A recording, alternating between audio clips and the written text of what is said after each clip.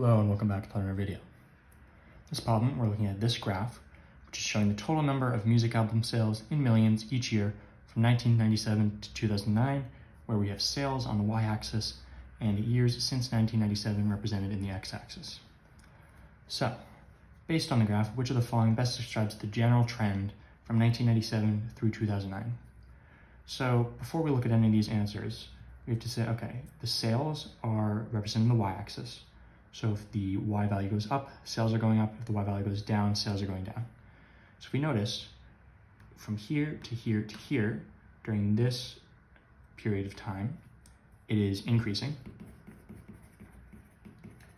And then from here down, you see every year the y value is going down, so then decreasing.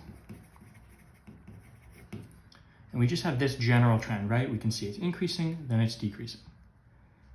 We don't have to look at the years, we don't have to look at the sales in any given year. This is actually enough to give us our answer, because only one of the four answers is representative of increasing then decreasing. A says it's increasing every year, and we can see now it's actually decreasing here.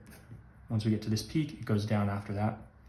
B says it generally decreased every year. Well, it was increasing the first 3 years, so that's not true either.